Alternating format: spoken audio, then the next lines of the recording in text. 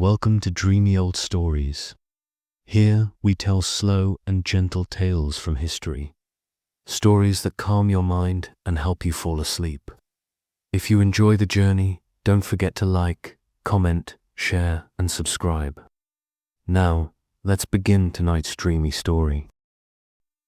Hey there. If you're still awake, welcome back to the slow, almost meditative journey of history through a piece of metal. Tonight, we follow the fork as it leaves Europe entirely, traveling across oceans of culture, and oceans of etiquette. The 20th century changed everything. Industrialization accelerated, travel became faster, and European nations had more contact with the wider world than ever before. And the fork, reliable as ever, came along for the ride. It's easy to forget that for much of human history, forks were not universal. Many cultures relied on hands, chopsticks, spoons, or knives alone. Forks were a European invention that carried social meaning far beyond their practical purpose. They were, in a sense, ambassadors of manners, civility, and modernity. Colonial administrators, merchants, and missionaries were the first messengers. In India, they introduced European dining practices at official banquets and private homes. In the Caribbean, forks appeared alongside imported tableware, silver or plated, bringing a new layer of etiquette to local kitchens. Africa and Southeast Asia encountered them similarly. Sometimes through formal dinners, other times through shipping and trade, and yet, the fork did not impose itself forcefully. It moved quietly. It was persistent, patient, and oddly diplomatic. You could ignore it, adapt it, or integrate it, but it remained a symbol of a European ideal: neatness, control, and social order. Factories continued to churn out millions of forks, now designed not just for European homes, but for export. Nickel-plated, stainless steel, and simple iron, standardized and sturdy. Travel and trade networks ensured that the same designs could be found from London to Calcutta, from New York to Cape Town. And with this reach came manuals, guides, and etiquette books translated into multiple languages. They explained how to hold the fork, which hand to use, and what motions were proper. Some manuals even included illustrations showing hands at precise angles, knives poised with geometric precision. The fork, it seems, had become a silent teacher of civility worldwide. By the 1920s, the fork was familiar in most urbanized centers, even if traditional dining practices persisted alongside it.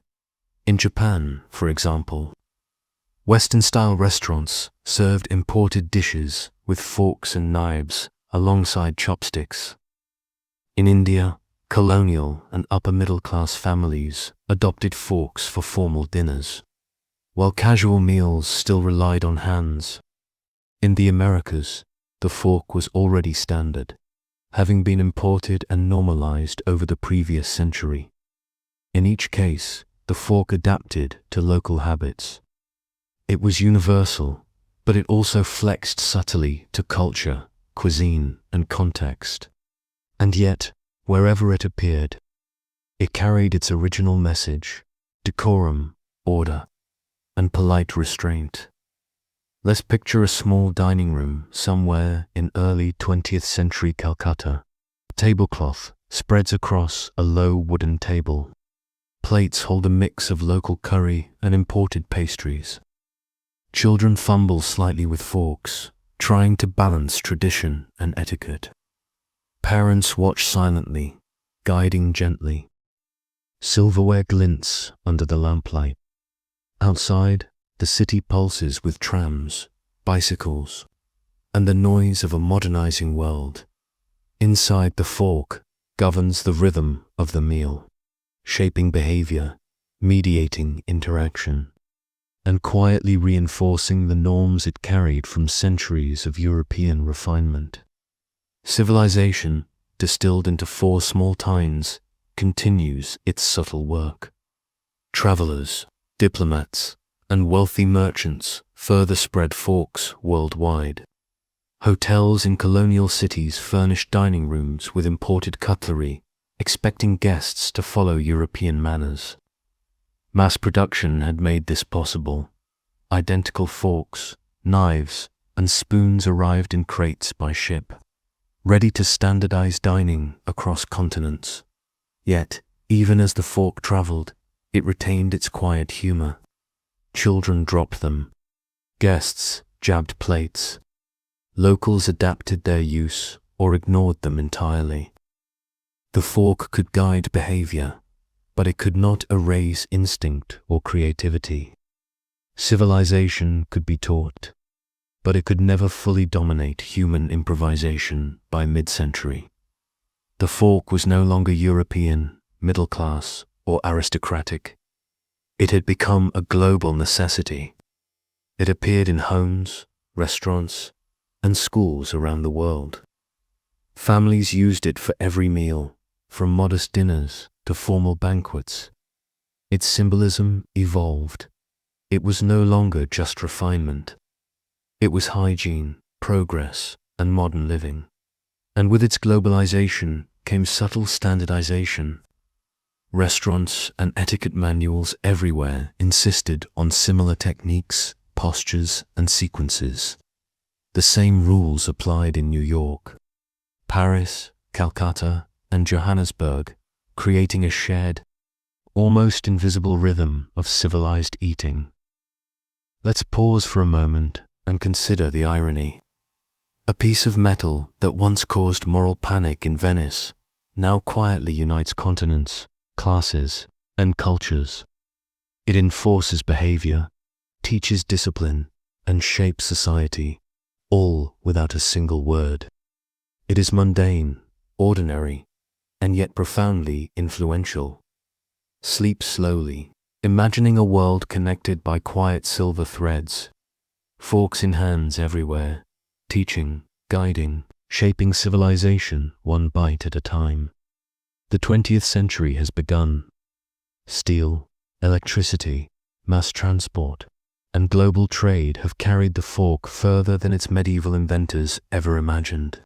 Its journey continues, from private homes to bustling urban restaurants, from elite banquets to casual dining, spreading its silent message of order, habit, and civilization across the globe. By the mid-20th century, the fork had become nearly ubiquitous across urbanized areas worldwide. It no longer signaled aristocracy or European sophistication alone. It was now part of everyday life. Children learned to hold it in schools, restaurants provided standardized cutlery, and families carried it from home kitchens to holiday tables. And yet, despite its universality, the fork continued to adapt. In North America, it coexisted with knives, spoons, and a growing fascination with convenience. In parts of Asia, it often shared the table with chopsticks, balancing tradition and imported habits. In Africa and the Caribbean, local cuisines were paired with Western utensils, producing new, hybrid dining styles. The fork was flexible, persistent, and quietly diplomatic. Factories had perfected mass production. Stainless steel forks rolled off assembly lines in millions. Companies marketed them as hygienic, durable, and modern, essential for any household wishing to project order and cleanliness. The fork's democratization was complete. Now it wasn't just middle-class aspiration. It was a baseline of global modernity, and etiquette continued to evolve alongside it. Instruction manuals, restaurant guides, and domestic magazines taught proper posture, hand positioning, and table hierarchy. One could measure civility not by wealth or title, but by how gracefully one handled a fork. The lesson was subtle. Civilization could be learned, performed, and observed at the table. Travel and globalization further embedded the fork into daily life. Air travel, railways, and ocean liners allowed people to encounter foreign cuisines, often accompanied by Western utensils. Hotels and restaurants around the world supplied forks as standard equipment. Families traveling abroad found comfort in familiar cutlery, while locals began integrating it into local dining customs. Even fast food, which emerged later in the century, carried forks in some contexts. Salads, desserts, and pasta dishes demanded their presence. The fork became so ordinary that few questioned its historical or cultural significance. Yet it quietly guided behavior, enforced hygiene, and standardized eating practices globally. Let's picture a family dinner in 1950s. New York, children sit with forks in their small hands, learning the rhythms of slicing, spearing, and balanced bites. Parents guide without force, gently reinforcing manners. The table is simple, but the cutlery gleams under the soft light. Outside, the city is noisy and fast. Yet inside, the meal unfolds at a measured pace. A quiet ritual of civilization in the middle of modern chaos. And somewhere in Mumbai or Cape Town, similar dinners are happening. Forks rest beside plates. Children learn manners. Parents observe. Meals are eaten politely. The same object, performing the same quiet work, thousands of miles apart. The fork had become more than a utensil. It was now a cultural tool, a marker of modernity, a facilitator of order in a rapidly changing world. Families relied on it for teaching manners. Restaurants relied on it for standardization. Governments and schools relied on it for public health and hygiene. Its purpose had shifted subtly from elite display to everyday necessity, quietly shaping the routines of billions. And yet, its absurdity remained. People still fumbled. Guests dropped it. Children played with it. It could instruct, guide, and symbolize, but it could never entirely tame human nature. Civilization, as always, was imperfect, and the fork was its patient. Silent companion by the late 20th century, forks were everywhere. Urban apartments, suburban homes, rural kitchens, and restaurants across continents. Globalization had made it a standard, ordinary object, yet it carried centuries of history. Each time reflected innovation, industrialization, cultural expansion, and a slow, persistent shaping of human behavior. The fork had traveled from scandalized Italian courts to industrial Britain, from elite European tables to global ubiquity. It had survived superstition, aristocratic whim, industrial upheaval, and colonial expansion. And now, quietly, it had succeeded in becoming indispensable. Imagine the scene, a family somewhere in post-war Tokyo, a couple in Paris, children in snow polo, all holding the same small object. A fork performing a centuries-old dance of civility, order, and quiet ritual. The sound of metal against porcelain echoes across continents, subtly reminding humanity of its history, its habits, and its slow march toward global standardization. The fork had won not by force, not by decree, but by quiet persistence, adaptability, and silent instruction. Civilization, distilled into a single, shining instrument, had gone global by the 1960s and 1970s. The fork had become a true global citizen. Its presence in households, schools, and restaurants around the world was nearly universal. Industrial manufacturing had made it inexpensive, durable, and widely available, while global trade ensured that identical designs could be found on multiple continents. And yet, despite this ubiquity, the fork remained more than a simple tool. It was a symbol of hygiene, of order, of civilized behavior. Parents continued to teach children proper grip, posture, and pacing. Restaurants relied on forks for consistency in service. Even fast food chains, emerging as a cultural force, provided forks alongside salads, pasta dishes, and desserts. The fork had silently become a facilitator of civilization everywhere it appeared. Globalization further cemented its place. Travel, mass media, and migration spread dining customs widely. A student in London might encounter a meal in New York served with the same fork-based etiquette. Tourists and expatriates carried their habits across oceans, teaching, adapting, and sometimes clashing with local customs. In Asia, forks often coexisted with chopsticks. In Africa and the Caribbean, they blended with traditional methods of eating. What is remarkable is how the fork managed to adapt. It did not erase local practices entirely. Rather, it integrated, coexisted, and subtly influenced.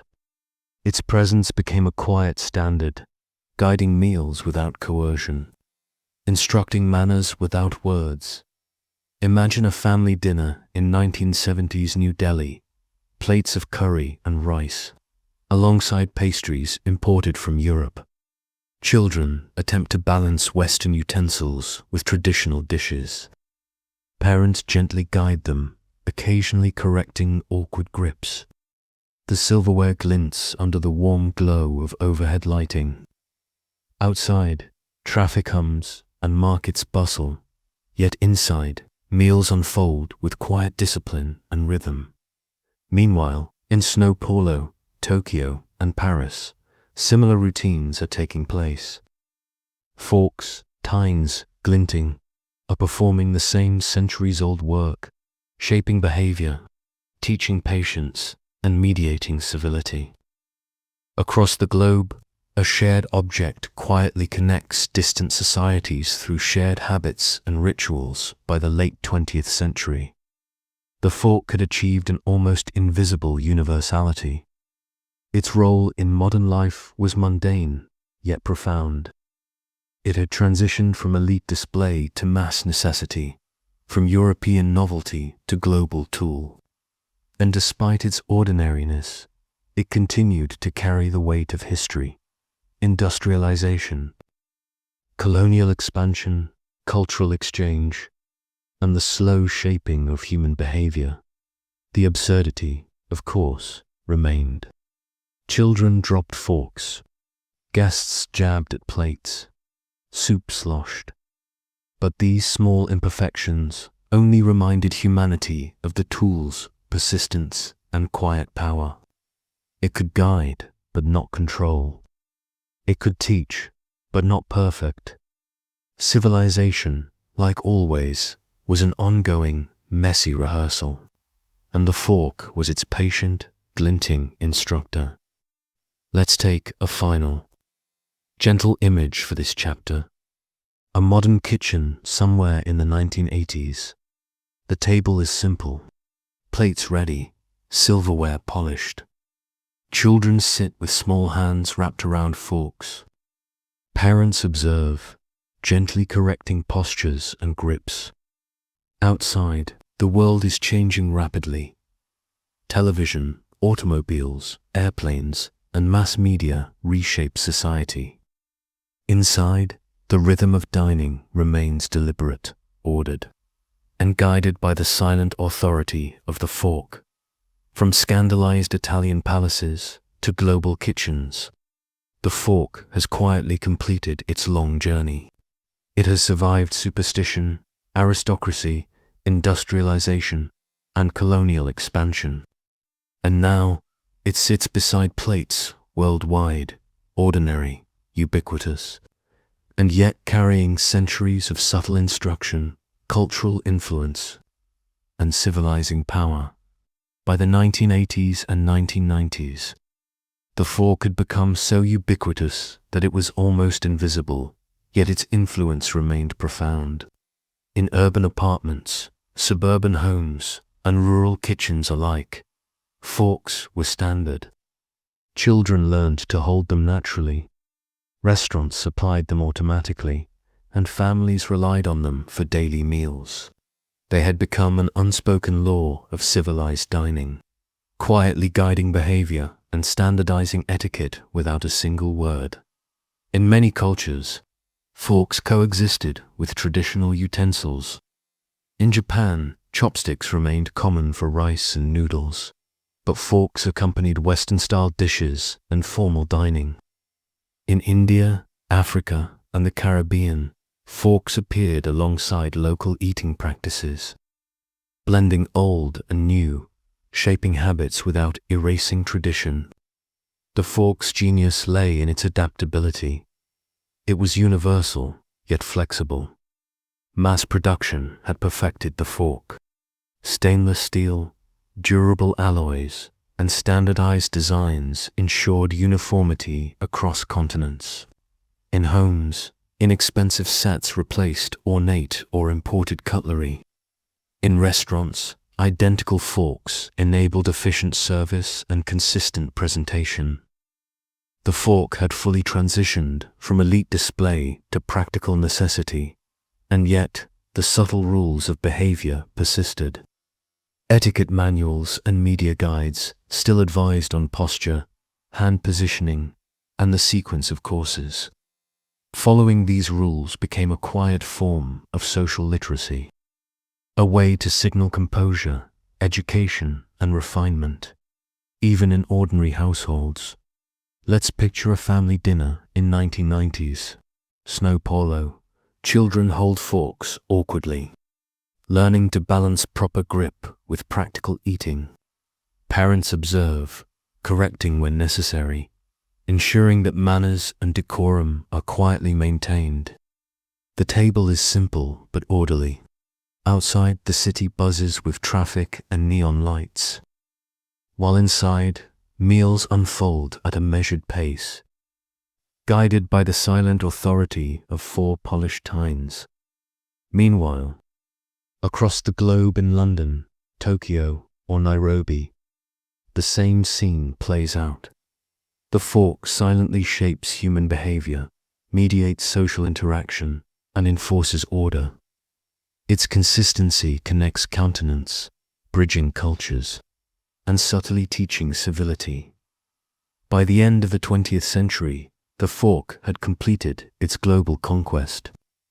It had moved from scandal in Italian courts to industrial standardization in Europe, and finally to universal presence across continents. Its role was mundane, yet deeply significant. It taught manners, reinforced hygiene, facilitated global dining, and offered a common language of civilized behavior. Of course, the fork's quiet absurdity remained. Children dropped it, adults jabbed at plates, and soup occasionally spilled. Its lessons were never absolute. Civilization, as always, was an ongoing, imperfect rehearsal, and the fork was a patient, glinting instructor, present for every step. By the close of the 20th century, the fork had fully cemented itself as an ordinary yet profoundly influential object. From its scandalized beginnings in Italy to industrial workshops in Britain, and finally to homes and restaurants across continents, it had traveled centuries of cultural, social, and technological change. The fork was everywhere. In homes, it taught children manners and guided family rituals.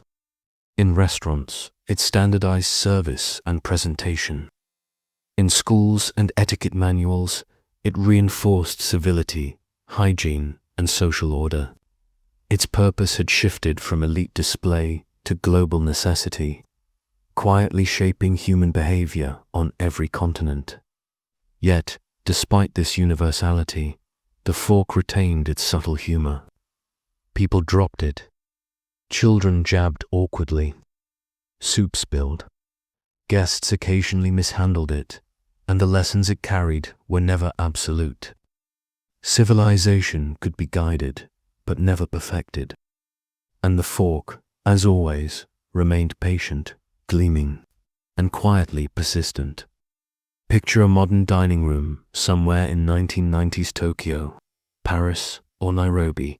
Children hold forks. Learning the rhythm of cutting, spearing, and balanced bites. Parents observe, gently correcting posture and grip. Plates are polished, silverware gleams, and the rhythm of civilized dining unfolds calmly in the middle of a bustling, fast-changing world. Outside, cities hum with cars, trains, and televisions. Inside, the table is a quiet island of order. The fork has done its work. It has guided hands, shaped behavior, and quietly unified people across continents and cultures. It is ordinary, ubiquitous, and yet extraordinary in its influence. A small piece of metal carrying centuries of history. Etiquette and civilization sleep slowly, imagining forks resting beside plates around the world, silently performing their centuries-long task. The industrial age is behind us. The 20th century has embraced them fully, and civilization quietly continues at dinner tables everywhere. Asterisk. If you've been following along, you already know the fork's long, slow journey from scandal in Italian palaces through industrial standardization to global ubiquity. Tonight, we take a closer look at its life in the modern era, where it no longer merely signifies refinement or civility. It quietly structures everyday life. By the late 20th century, the fork was everywhere. Kitchens, school cafeterias, office canteens, fine dining restaurants, and casual eateries alike all depended on it. Children grew up learning its proper grip before learning many other manners. Its rhythm dictated the pace of meals, even in chaotic modern households. And despite technological advances, no machine or utensil had yet supplanted its quiet efficiency. Modern dining is a curious mix of tradition and innovation. Forks appear alongside knives, spoons, chopsticks, and even disposable utensils. They are polished for formal occasions, lightweight for casual dining, and mass-produced for fast food chains. Each fork, regardless of context, carries a subtle message: patience, order, and cleanliness. It asks, silently, for you to behave a certain way, even if you barely notice. And still, humans remain imperfect students. Children jab at plates. Adults fumble awkwardly. Soup sloshes. A fork can guide, instruct, and symbolize, but it cannot entirely tame instinct. Its presence is constant, though, and its influence undeniable. Let's picture a typical 21st century family dinner, a modest apartment somewhere in suburban America. Plates hold pasta, vegetables, and slices of bread. Children pick up forks with slightly awkward hands. Parents watch, offering gentle corrections here and there. The silverware glints under soft overhead lighting. Smartphones sit nearby, televisions hum quietly, and yet the table maintains its rhythm. The fork quietly dictates the pace. Bite, chew, cut, repeat. Meanwhile, in a bustling Tokyo restaurant, the same object coexists with chopsticks. In Paris, forks share plates with knives and desert spoons. In Cape Town, families combine traditional methods with European utensils. Across continents, the fork silently enforces a shared ritual, linking people through common, centuries-old behavior. The fork has also become a cultural touchstone. It is depicted in art, featured in cookbooks, and even inspires idioms and metaphors. Its symbolism has evolved, once a marker of aristocracy, then a tool of civility. Now it represents convenience, modernity, and shared human habit. Even in fast food chains or street-side eateries, the fork maintains a quiet authority, teaching the rhythm of consumption in ways most of us barely notice. And yet, the absurdity persists. Fingers still touch food. Children still play with forks. Guests occasionally misuse them. It cannot teach everything, but it can teach enough. Enough for meals to proceed orderly, enough for civility to persist in a chaotic world. Civilization, as always, is guided subtly, imperfectly, and sometimes humorously, and the fork is the patient instructor. Let's slow down and imagine an international dinner in a New York apartment. A child twirls spaghetti. In a Parisian cafe, a guest cuts a delicate pastry. In Mumbai, a fork coexists with hands and local utensils dot all over the world. The fork performs the same quiet work, shaping behavior, mediating interactions, and connecting human habits across cultures. Its influence is subtle, almost invisible, yet astonishingly persistent as we move further into the late 20th and early 21st century. The fork's role in modern dining became simultaneously more mundane and more influential. It is so ordinary now that most people rarely think about it, yet it quietly structures meals, social interactions, and even notions of civility. The rhythm of modern life is partially dictated by this small, glinting instrument. Restaurants, fast food chains, school cafeterias, and home kitchens all rely on it. In casual dining, it signals basic manners. In fine dining, it guides sophisticated sequences of courses. Forks have become highly standardized, yet the context in which they appear influences their use. A lightweight aluminum fork in a takeout salad versus a polished stainless steel fork in a Michelin-starred restaurant. Each carries subtle lessons about behavior, rhythm, and expectation. Children learn the fork's lessons early. Parents model proper posture, cutting techniques, and the sequence of usage.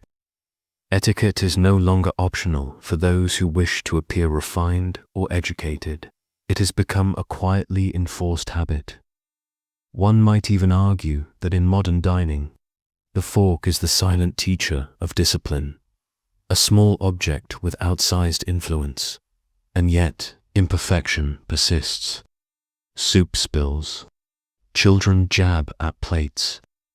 Guests fumble. The fork instructs, but it cannot completely govern human behavior. Civilization is rehearsed at the table, imperfectly and humorously, as it has always been. Consider a family dinner in a contemporary urban apartment. Plates hold a mixture of global cuisine, pasta alongside stir-fried vegetables, perhaps a slice of bread.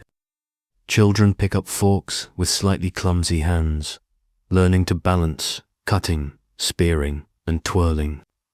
Parents watch, guiding subtly. The silverware glints under modern lighting. Smartphones buzz nearby. Television murmurs in the background. Outside, the city hums with constant activity. Yet inside, the meal unfolds at a measured, deliberate pace, orchestrated subtly by the fork's silent guidance. Meanwhile, halfway around the world in Tokyo, a similar scene occurs. Chopsticks are paired with forks for Western dishes. Children learn sequences of proper handling, and parents observe quietly. In Paris, a family combines knives and forks, the clinking of cutlery a soft rhythm accompanying conversation. In Johannesburg, forks share tables with hands, blending tradition and imported custom. Across the globe, the fork quietly maintains its influence, teaching, guiding, and connecting cultures through shared dining habits. The fork also carries cultural meaning. It has moved beyond a practical utensil into an icon of modernity and order. Cookbooks, lifestyle magazines, advertisements, and even digital media reference forks as symbols of civilization and habit. In fine dining, the fork can denote sophistication. In casual settings, it conveys basic social training. Its presence is simultaneously ordinary and extraordinary, and, of course, humor and absurdity remain. Fingers still touch food. Guests still mishandle utensils. Children play with forks. It cannot teach everything, it cannot control entirely, yet it quietly persists, patiently guiding civilization, one meal at a time. Let's pause to visualize an international scene. Teenager twirls spaghetti in New York. A guest delicately cuts a pastry in Paris. A family in Mumbai blends forks with traditional utensils all over the world. The same object, the fork, performs the same subtle work. It shapes behavior, enforces rhythm, and maintains quiet civility. Its journey from medieval novelty to global household staple is now complete. Yet it continues to influence habits silently and persistently, even in the 21st century. The fork retains a quiet authority over human behavior. In homes, it dictates the rhythm of meals: cut, spear, twirl, chew, repeat. Families unconsciously adopt a sequence learned over centuries, a silent choreography guided by four slender tines. Its lessons are so ingrained that we hardly notice them. Until, of course, someone drops one, and the rhythm is momentarily broken. Forks also continue to shape social interaction. Sharing meals requires awareness of pace and etiquette, and forks provide subtle cues. In restaurants, servers watch how diners handle utensils to gauge familiarity with dining norms. In homes, parents observe children's mastery, reinforcing polite behavior. The fork has evolved into an unobtrusive teacher, quietly mediating civility across generations. Design has become an interesting element of modern forks. Beyond simple utility, aesthetics, ergonomics, and material choices now carry meaning. Polished stainless steel conveys refinement. Lightweight aluminum suggests casual convenience. Ornate silver signals formality or tradition. Some utensils are designed for specialized dishes: salad forks, dessert forks, seafood forks, continuing a centuries-old tradition of subtle specialization.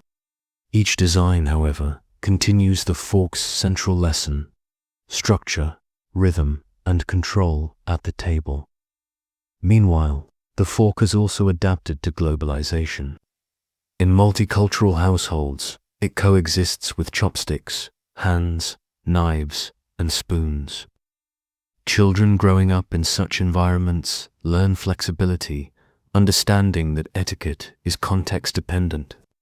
The fork teaches not just discipline, but adaptability. The ability to integrate tradition and novelty on the same table. Let's picture a casual family. Dinner in a contemporary city apartment. A plate of spaghetti, a small salad, and a piece of bread. Children handle forks with practiced clumsiness. Parents observe quietly.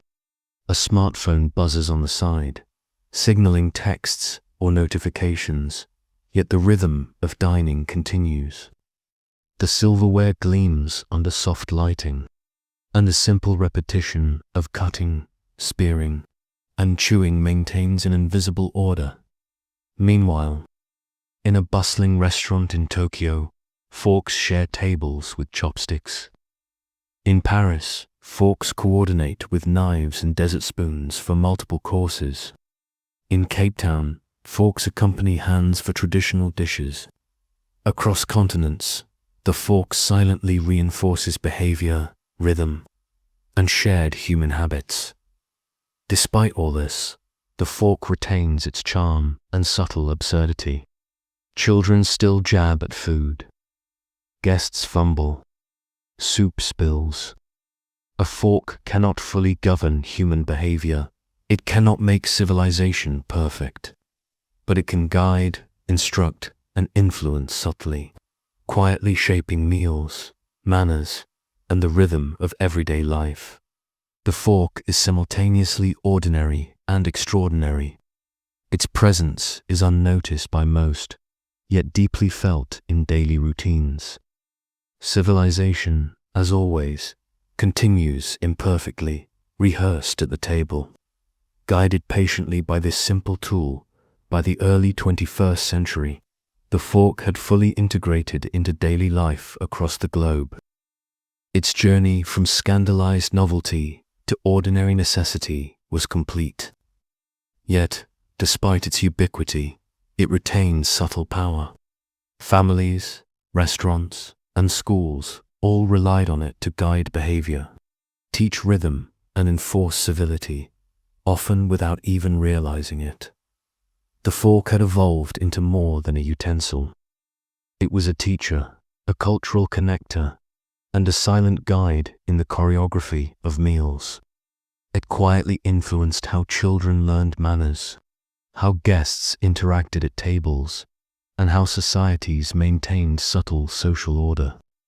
Even in the casual, fast-paced meals of modern life, its influence persisted, shaping the rhythm of eating, the structure of meals, and the decorum of shared spaces. And yet, its quiet humor remained. Children still jabbed at plates. Guests occasionally mishandled it. Soup still spilled. The fork could guide behavior, but not perfect it, reminding us that civilization, as always, is an ongoing, imperfect rehearsal. And the fork is its patient, gleaming instructor. Imagine, for a moment, a global scene in a New York apartment. A teenager twirls spaghetti. In Paris, a guest delicately cuts a pastry. In Tokyo, forks coexist with chopsticks for Western-style dishes. In Cape Town, they accompany hands for traditional meals. Across continents, the fork performs the same subtle work, shaping behavior, enforcing rhythm, and quietly linking cultures through a shared human habit. We explore its life in the 21st century, where its presence is simultaneously ordinary and profoundly influential.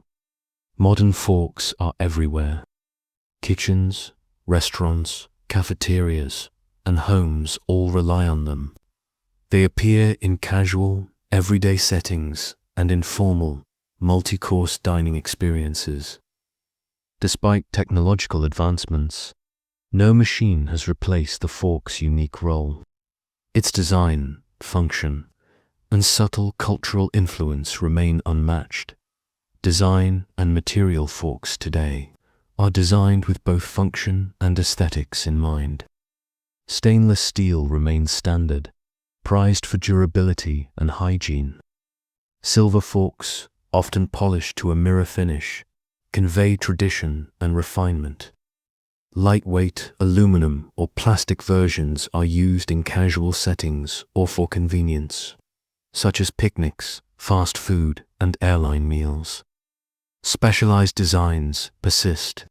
Salad forks, dessert forks, seafood forks, and even cocktail forks exist to facilitate specific tasks. These variations, though subtle, continue centuries-old traditions of utensil specialization, reflecting how form can guide behavior. The length of tines, the curve of the handle, and even the weight of a fork are carefully considered to shape the user's actions and posture. Cultural significance. The fork is no longer just a utensil. It is a cultural symbol. It represents modernity, hygiene, and social order. In restaurants, it conveys sophistication and adherence to etiquette. In homes, it subtly teaches children manners and table discipline. Its influence extends beyond the meal itself, shaping habits, social expectations, and shared rituals. Globalization has amplified this role. Forks now coexist with chopsticks, hands, and other traditional utensils in multicultural households. Children learn adaptability, understanding when to use each tool depending on context. The fork's silent guidance now extends beyond its original European roots, influencing global dining habits in ways both subtle and persistent. Daily life and modern habits. In everyday life, the fork continues to structure meals. Families rely on it to maintain rhythm, cutting, spearing, twirling, and chewing in deliberate succession. Even in casual or fast-paced dining, the fork enforces a cadence, a quiet order amidst the chaos of modern life. Children learn its lessons instinctively. Parents model proper posture and sequence, reinforcing civility. Guests, co-workers, and students internalize subtle social norms through repeated use. The fork, though mundane, acts as a patient instructor, guiding, shaping, and influencing behavior without a single word. The absurdity remains despite its omnipresence. The fork retains a touch of humor. People still jab awkwardly, drop utensils, or spill soup. Children play with them, and adults occasionally misuse them. Civilization, after all, is never perfect. The fork can teach, guide, and influence, but it cannot entirely control human nature. Its charm lies in this balance. A humble tool quietly performing an extraordinary, centuries-long task, imperfectly yet persistently shaping behavior. Imagine a modern scene in New York. A child twirls spaghetti carefully, mimicking parents' habits. In Paris, a diner slices a delicate pastry with gentle precision. In Tokyo, forks share the table with chopsticks, guiding Western-style meals. In Cape Town, forks accompany hands for local dishes. Across continents, the fork performs the same subtle work, structuring behavior, enforcing rhythm, and maintaining quiet civility. It is ordinary, yet extraordinary in its influence, a silent thread connecting cultures, households, and generations as we move further into the 21st century. The fork has become a truly global companion. It coexists with chopsticks in Asia, with hands in Africa and the Middle East, and with knives and spoons in Europe and the Americas. Its presence is nearly universal, yet its use is flexible, adapting to local cuisines and cultural practices. The fork is both ordinary and extraordinary, silently teaching rhythm, patience, and civility wherever it appears. Globalization has reinforced the fork's influence. International travel, migration, and the spread of global cuisine have made forks a constant on dining tables worldwide. Hotels, airlines, and restaurants consistently provide forks alongside local utensils, shaping habits even in culturally diverse settings. Its consistency offers comfort to travelers and subtly status's. Dining across continents, digital age influenced a digital era has added a new layer to the fork's quiet work. Social media, cooking blogs, and food photography have made the presentation and arrangement of meals a visible, often performative ritual. Forks now appear in millions of images shared online, gleaming beside plated dishes, carefully positioned in food photography, subtly guiding aesthetic expectations. Even in casual or home cooking videos, forks are rarely absent. They dictate how dishes are cut, lifted, or displayed. Their presence in photography and video continues centuries-old lessons: order, presentation, and subtle instruction, now amplified to audiences of thousands or millions. Modern habits and social rituals, the fork continues to shape modern habits. In families, children still learn posture, grip, and the pacing of eating. In restaurants, diners follow subtle expectations, which fork to use for each course, how to hold it, and how to coordinate with knives and spoons. In offices, cafeterias, and schools, forks enforce hygiene and order, maintaining calm in otherwise busy spaces. Despite technological changes, pre-cut meals, finger foods, or convenience packaging, forks remain central. They continue to provide structure and rhythm, reminding us that even the most ordinary object can quietly influence human behavior. The fork's persistent humor, of course, the quiet absurdity persists. Children still fumble, guests occasionally jab awkwardly, and soup sometimes spills. The fork cannot teach everything, and human nature remains delightfully imperfect. Civilization is rehearsed daily at tables worldwide, imperfectly, humorously, yet persistently. And the fork, as always, is the patient, gleaming instructor. Imagine a scene in a contemporary global city. A student in New York eats a salad with a fork while texting on their phone. In Paris, a diner balances a delicate pastry, the fork coordinating every movement.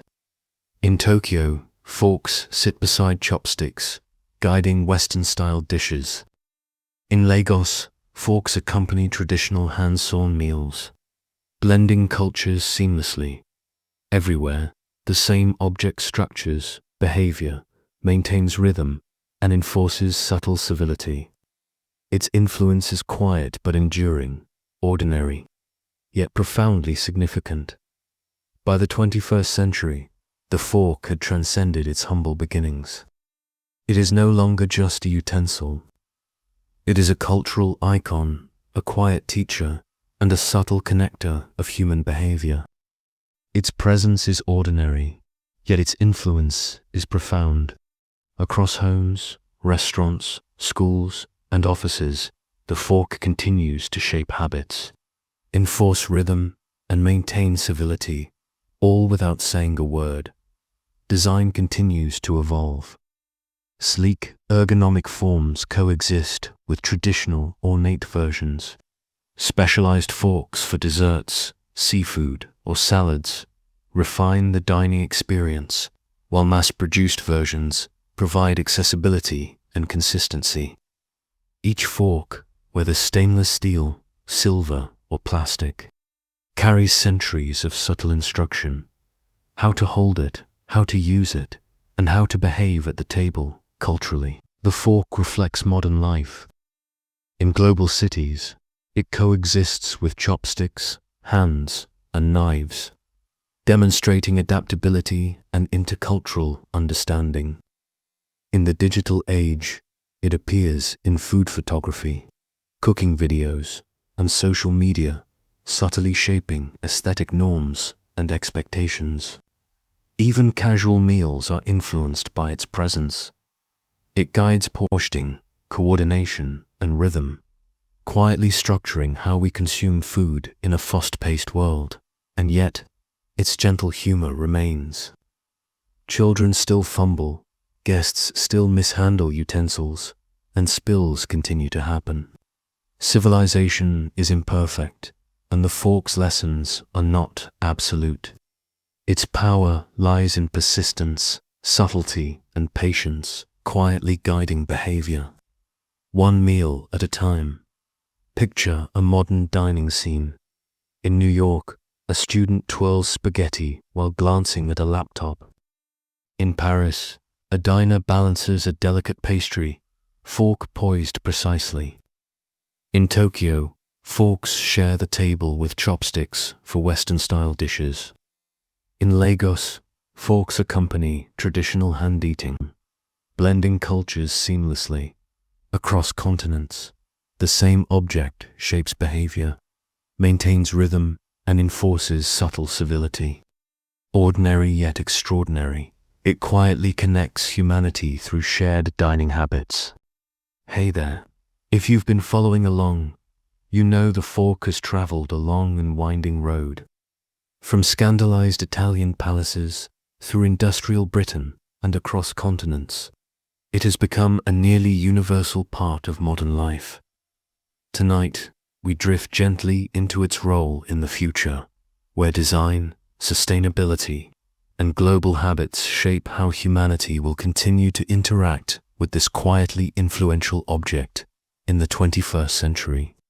The fork faces challenges and opportunities that previous generations could never have imagined.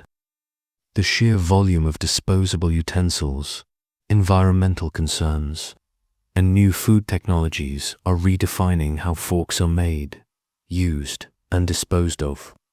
The same small instrument that once scandalized royalty now navigates global ecological awareness and mass consumption habits.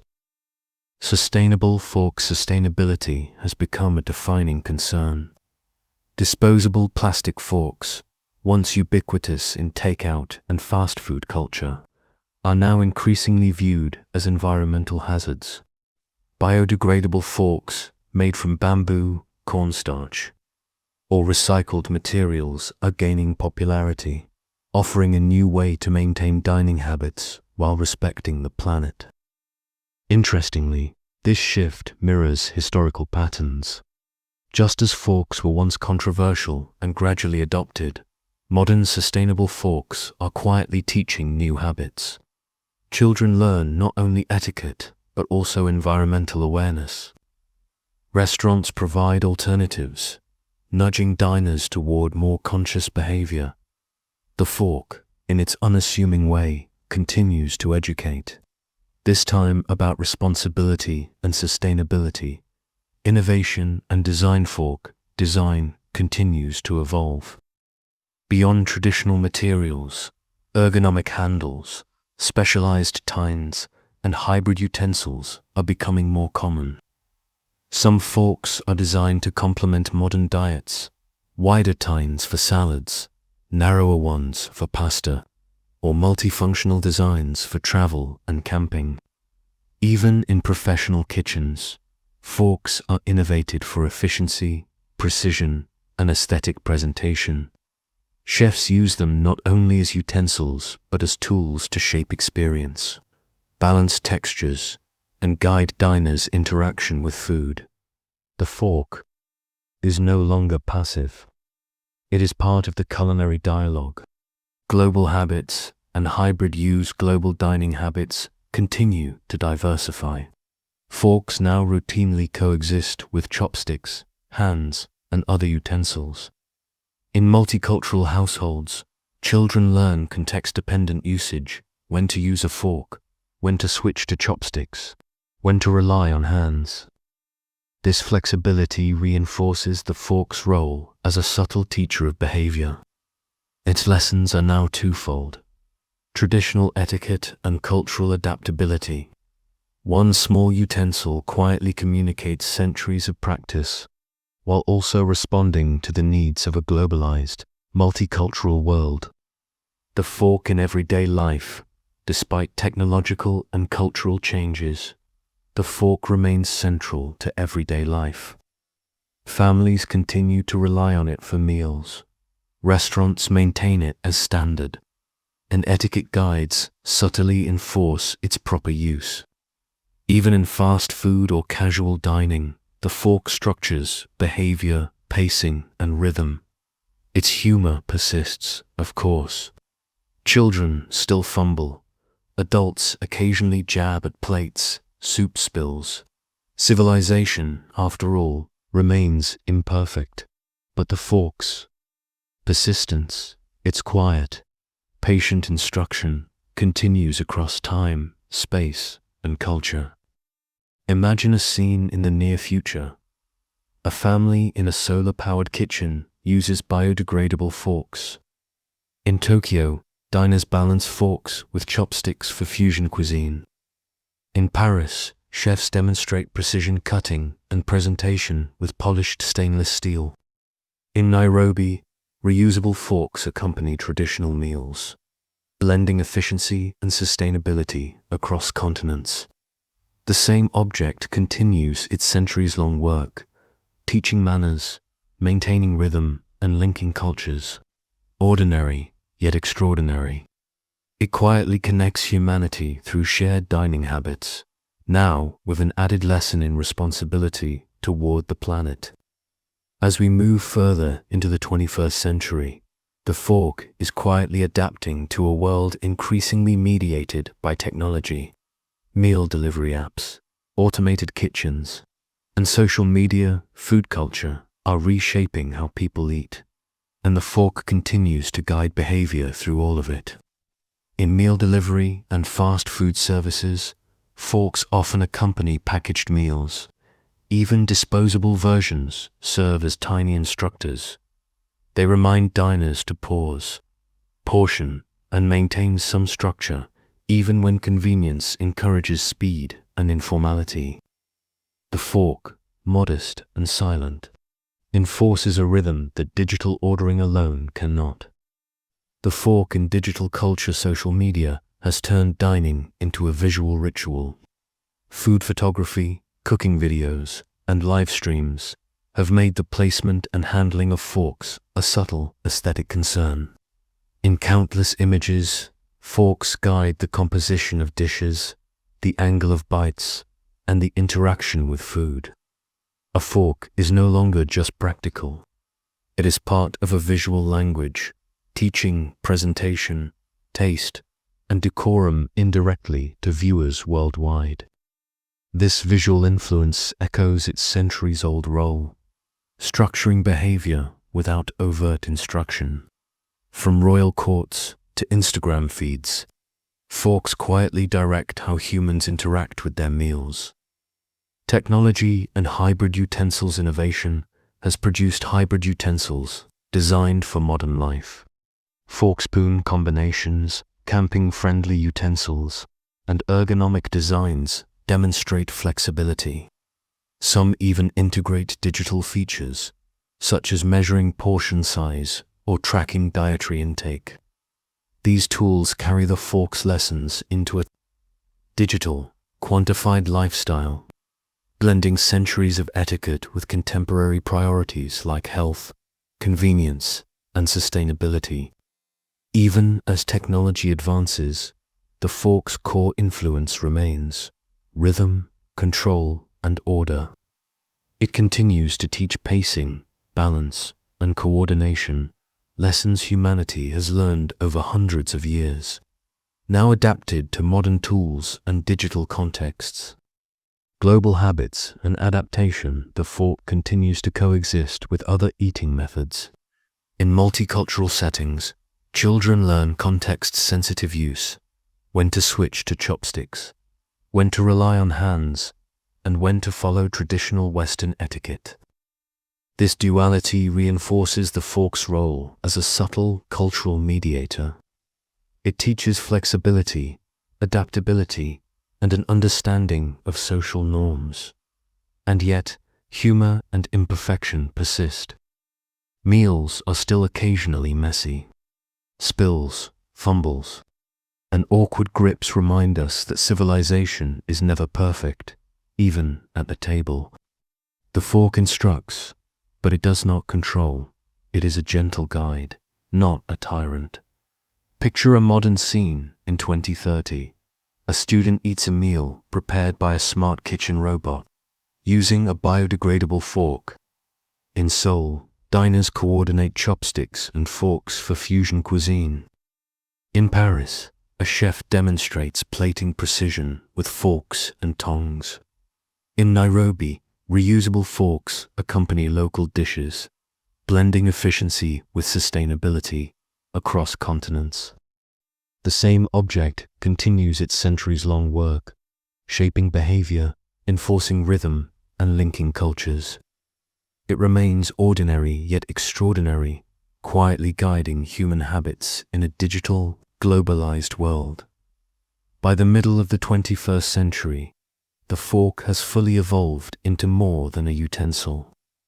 It is a cultural touchstone, a subtle teacher, and a connector of human behavior. Sustainability, innovation, and digital culture have added new layers to its influence. But its core lessons remain unchanged: rhythm, civility, and adaptability. The fork now carries multiple roles simultaneously. It teaches table manners, enforces pacing, and guides presentation. It supports sustainability, whether through biodegradable materials or reusable designs. It adapts to hybrid dining methods, coexisting with chopsticks, hands, and new digital tools. Its reach has expanded from royal courts to global digital culture, yet it quietly maintains the same patient, persistent instruction that has guided humanity for centuries. Reflection of society. The fork reflects the societies that use it. In formal dining, it conveys refinement and order. In casual meals, it provides structure and rhythm. In global households, it teaches flexibility and intercultural understanding. Even in messy or imperfect meals, it embodies subtle lessons: patience, persistence, and resilience. Humor and imperfection remain central. Children still fumble, adults occasionally mishandle utensils, and spills continue to happen. Civilization, like dining itself, is an ongoing rehearsal. The fork cannot perfect it, but it can guide, instruct, and influence, silently shaping behavior one bite at a time. Imagine a global scene. A family in a solar-powered kitchen uses biodegradable forks. In Tokyo, diners balance chopsticks and forks for a fusion meal. In Paris, a chef demonstrates precise plating with stainless steel forks. In Nairobi, reusable forks accompany traditional dishes, blending efficiency with culture everywhere. The fork performs the same quiet work, linking generations, shaping habits, and connecting cultures. Ordinary yet extraordinary, it continues to guide civilization through subtle, enduring influence. Curious customs. In medieval and early modern Europe, dining with a fork often involved strict rituals. The number of tines, the angle of approach, and even the hand used could convey social sophistication or highlight one's ignorance. Etiquette guides sometimes dictated every motion, from stabbing a piece of meat to how one might balance bread on the plate. These rules could seem absurd to outsiders, but they taught discipline, rhythm, and subtle civility to those immersed in courtly life. Forks also played a role in unusual ceremonies. In some Renaissance courts, elaborate banquets included specialized utensils for each course. Guests might find forks for fish, forks for fruit, forks for salad, and each had a correct orientation, grip, and sequence. One misstep could provoke a raised eyebrow or whispered criticism. Civilization was enforced subtly, through the careful choreography of silverware. Unusual forks around the world beyond Europe. Forks inspired creative adaptations. In Ottoman Turkey, forks were sometimes paired with knives that were highly curved or ornately decorated. In Japan, forks were adapted to Western-style dishes while coexisting with chopsticks, creating hybrid dining rituals. In parts of Africa, forks were introduced alongside traditional hand-eating practices, occasionally blending with ceremonial customs for shared meals. Specialty forks emerged for unique foods. Seafood forks with slender, elongated tines helped extract crab meat. Desert forks often had wider, flatter shapes for pastries and cakes. Some cultures even designed fork-like instruments for ceremonial purposes, rather than eating. Across time and place, the fork became a versatile, culturally infused object, adapting to the needs, humor, and rituals of human society. Forgotten traditions, many fork traditions, have quietly vanished. Etiquette manuals no longer enforce dozens of utensil rules. Multi-teamed forks for specific foods are often replaced by standard sets. The rituals that once guided courtly banquets, precise movements, specialized utensils, and ceremonial sequences, now survive mostly in historical texts, museum displays, and faint memories passed down in families. Yet, even in disappearance, their influence lingers. Modern diners still follow subtle rhythms, learned from centuries of practice, how to cut, pierce, balance, and convey civility. Children learn these patterns intuitively. The fork teaches lessons that endure even when the rituals themselves are forgotten. The humor and absurdity remain despite centuries of refinement. Forks have never lost their quiet absurdity. Children still jab at food, adults occasionally mishandle them, and spilled saucers remind us that civilization at the table is imperfect. Ornate designs, specialized utensils, and forgotten customs offer glimpses of human creativity and eccentricity. But the essential lessons, patience, rhythm, and subtle guidance, remain. Imagine a scene, a Renaissance banquet hall, candles flickering on long tables. Guests handle silver forks of various designs, learning proper grips and sequences. Outside Europe, similar adaptations appear. Hybrid forks in Tokyo, ceremonial forks in West Africa, delicate desert forks in Paris, all across time and space. Forks quietly guide human behavior, teaching rhythm, civility, and subtle social understanding. Ordinary yet extraordinary, they continue to connect generations and cultures, often in whimsical or forgotten ways. You might think a fork is just a utensil, but throughout history, humans have a way of attaching meaning to even the most mundane objects. The fork has inspired curiosity, superstition, and even gentle fear, depending on where and when it appeared. In some European regions, bringing a fork to the table too early was considered bad luck. Guests were warned that improper handling could offend spirits or ancestors. Royalty, of course, took these warnings very seriously, because why not double down on superstition when silverware is involved? Etiquette manuals sometimes included subtle notes about timing and placement, blending civility with folklore in ways that seem absurd today. Mythical associations. Forks occasionally appear in myths and legends. In some Italian tales, the introduction of the fork itself was attributed to divine intervention, a saintly figure teaching humans refinement through the proper handling of utensils. The fork became symbolic of civilization's triumph over barbarity, a slightly dramatic claim for four little tines. But humans do love stories. Elsewhere, forks were believed to have protective properties.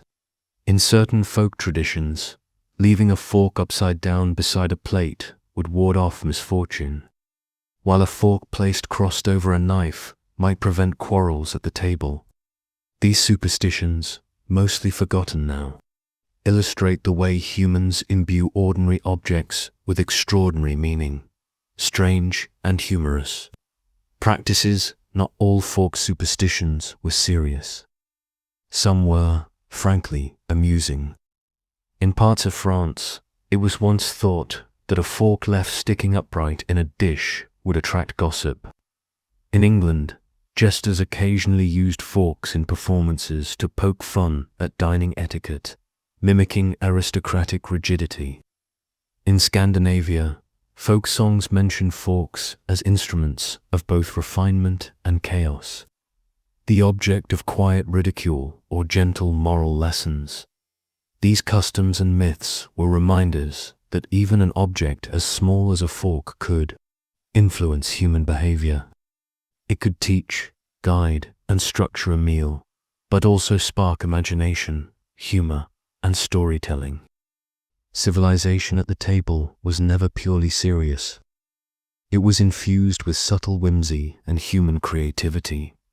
The legacy of folklore even, though these myths and superstitions largely faded with modern dining practices, their influence persists. Modern diners still follow subtle rhythms and behaviors that originated in centuries of ritual, etiquette, and storytelling. Children learn lessons indirectly, absorbing centuries of practice without ever hearing about protective forks or ghostly admonishments. And humor persists, of course. Children still jab at plates. Guests fumble, saucers spill, and forks are occasionally wielded in ways that defy all teaching. Civilization at the table remains a rehearsal, imperfect, humorous, and persistent. And the fork continues its patient instruction, even when human imagination has imbued it with whimsical meaning. By now, the fork has traveled centuries, continents, and cultures, quietly teaching rhythm, civility, and subtle etiquette. But along the way, it collected curious oddities, forgotten practices, and faintly humorous rituals that remind us how human dining has always been a mix of order and absurdity. In the Renaissance and Baroque periods, forks were sometimes paired with bizarre tools, sporks of early design, multi-pronged devices for pastries, or long-handled instruments for communal serving. Some designs were elegant, almost decorative, while others were puzzlingly specific, made for particular foods, occasions, or social displays. Entire etiquette manuals instructed nobles on the correct order of fork usage for each dish. A single misstep could elicit a raised eyebrow or whispered gossip. Culinary oddities beyond design. Eating customs occasionally leaned toward the absurd.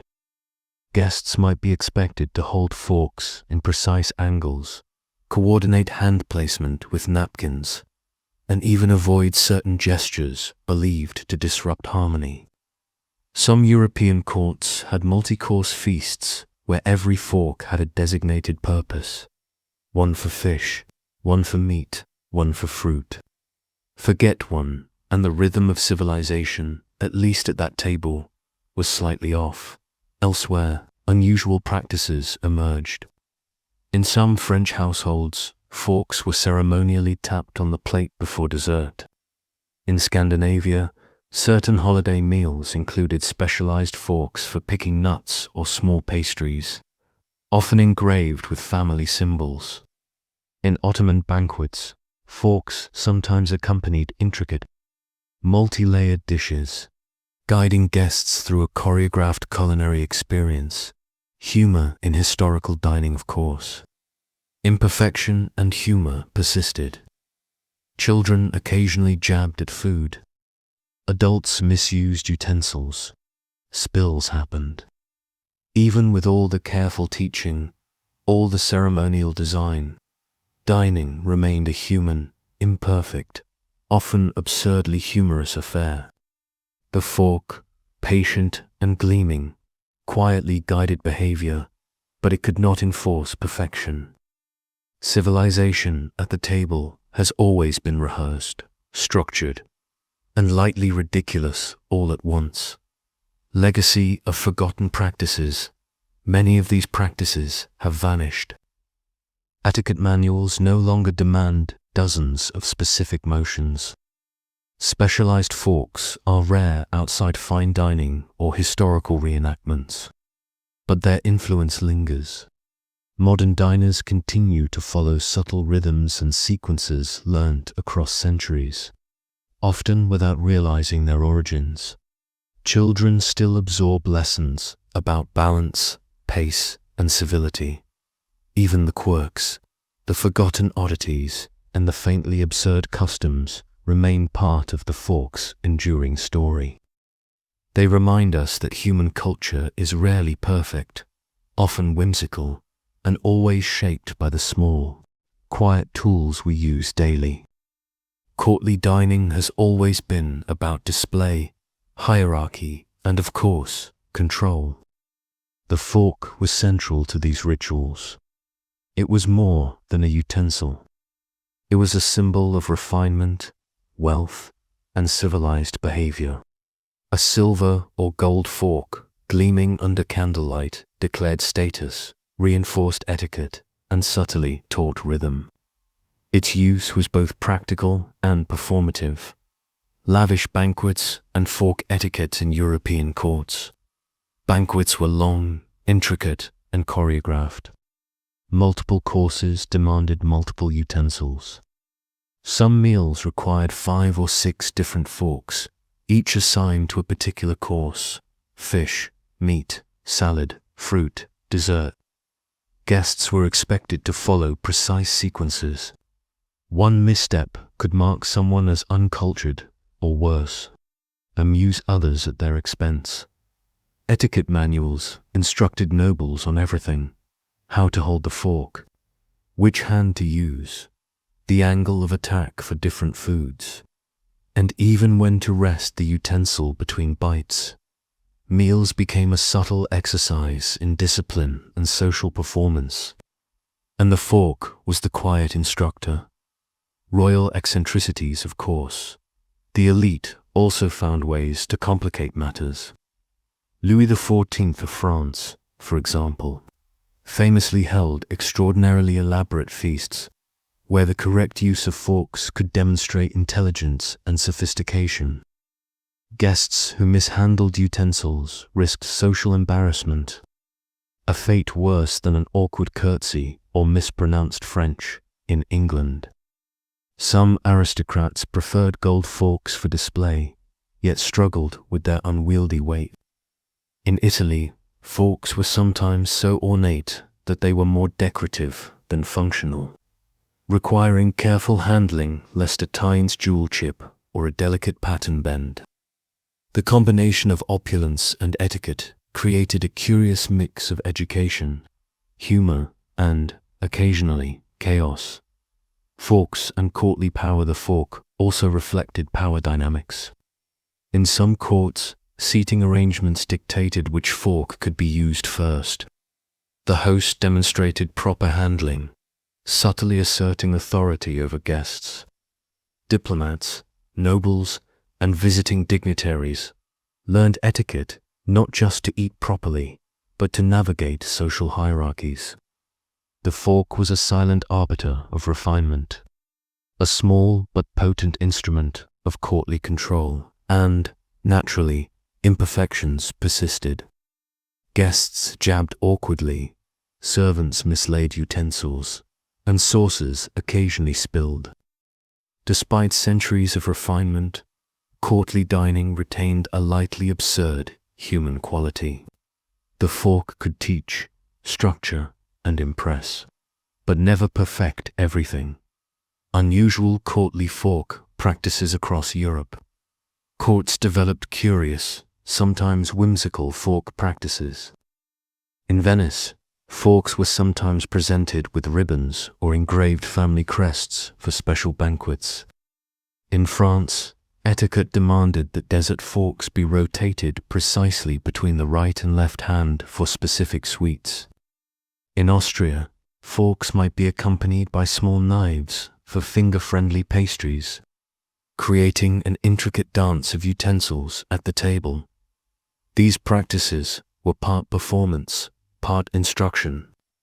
They reflected centuries of refinement, wealth, and subtle humor, showing how an ordinary utensil could influence both manners and social order by now. It's clear that forks were far more than utensils in royal courts. They were symbols, instructors, and instruments of social choreography. Yet, As with all human endeavors, courtly dining was never perfect. And that's where the humor quietly thrived. Royal banquets were prone to mishaps. Guests fumbled with multiple forks, accidentally swapped utensils, or jabbed food at awkward angles. Sometimes sauces spilled, pastries toppled, or delicate tines bent under the weight of gilded designs. Etiquette manuals could not prevent every blunder. The fork remained a teacher, not a tyrant. Even monarchs themselves were not immune. Louis XIV, despite his obsession with order, occasionally spilled wine while gesturing with a fork. Catherine de' Medici, credited with popularizing the fork in France, reportedly watched guests struggle with them and, silently amused, made no correction. These small, human imperfections remind us that civilization at the table has always been rehearsed, but never flawless. The humor of courtly dining, the humor in these situations, was subtle but persistent. Guests who over-rotated a fork, pierced food in the wrong sequence, or mishandled an elaborate utensil risked gentle ridicule. Courtiers whispered, jesters mocked, and servants exchanged knowing glances. Even in the grandeur of palaces, dining remained a rehearsal infused with whimsy and human imperfection. Ornate forks, ceremonial sequences, and specialized utensils all contributed to the spectacle. They instructed, reinforced social hierarchy, and created opportunities for subtle amusement. Civilization, elegance, and humor coexisted gracefully at every table. Legacy of elite dining practices, though these intricate courtly practices are largely forgotten today. Their influence persists. Modern diners still follow rhythms and manners inherited from centuries of elite instruction. Children learn the sequence of cutting, spearing, and balancing, even without formal guidance. The fork continues to teach patience, rhythm, and civility, echoing lessons first emphasized in palaces long ago. And of course, the faintly absurd persists. Spills happen. Utensils are misused. Imperfection continues to remind us that the pursuit of civilization is ongoing, human, and gently humorous. After centuries of wandering through palaces, banquets, odd customs, and modern kitchens, we arrive at the final stretch of our journey. Tonight, we consider the fork not just as a utensil, but as a symbol of human civilization, humor, and daily rhythm. The fork has quietly shaped behavior for centuries. From scandalized Italian courts to contemporary global kitchens, it has taught patience, structure, and subtle civility. Its influence persists not because it is imposing or loud, but because it is ordinary and enduring. Civilization, it seems, can be taught one meal at a time. Civilization and daily habits, the fork enforces rhythm. Families learn pacing, balance, and sequence. Children observe adults and mimic actions, internalizing habits that will last a lifetime. Restaurants rely on forks to maintain order, subtly guiding diners through multiple courses. Even in informal settings, the fork encourages measured bites and orderly consumption. Its role in civilizing behavior is silent but persistent. Unlike laws or lectures, the fork teaches without words, and its lessons are reinforced through repetition. Each meal becomes an exercise in coordination, manners, and rhythm, all guided by four simple tines. Humor and human imperfection, of course. The fork cannot perfect humanity. Children fumble, guests jab awkwardly, sauces spill, and forks are occasionally wielded incorrectly. The humor of dining remains an enduring thread through history. Royalty, aristocrats, and commoners alike have struggled with utensils. sometimes amusing themselves and others. Even the most elaborate, ornate, or specialized forks could not eliminate human imperfection. The subtle absurdity of everyday dining reminds us that civilization is always a work in progress. And sometimes the progress itself is quietly funny. Global connections, cross continents, forks link human behavior. They coexist with chopsticks, hands, knives, and hybrid utensils. They structure meals in homes, schools, and restaurants alike. They teach rhythm, civility, and cultural adaptability in modern life. Forks continue to adapt to sustainability, innovation, and digital culture. Biodegradable forks, hybrid utensils, and ergonomic designs ensure the fork remains relevant, guiding new generations while quietly preserving lessons learned over centuries. Reflection on legacy sleep slowly. Imagining forks resting beside plates across the world. From medieval banquets to modern kitchens. From scandalized novelty to symbols of etiquette, sustainability, and digital adaptation. The fork has quietly shaped humanity. It is ordinary, yet extraordinary. It teaches without words. It enforces rhythm, civility, and subtle social order. It allows for humor, fumbles, and human imperfection. It connects generations, cultures, and continents. In short, the fork endures. It is a patient instructor, a silent mediator, and a gentle guide, shaping civilization, one meal at a time. Picture the final scene: a family in a solar-powered kitchen, biodegradable forks at the ready. A student in New York twirling spaghetti while glancing at a laptop. A diner in Paris balancing delicate pastries with polished silver forks. A fusion meal in Tokyo, forks sharing space with chopsticks. Across centuries and continents, the same humble object continues to teach, guide, and connect humanity, ordinary, enduring, and quietly remarkable. Sleep slowly, and let the image of forks resting beside plates, quietly shaping behavior, manners, and civilization, carry you gently into rest. And with that, our journey through the history, quirks, and subtle influence of the fork comes to an end.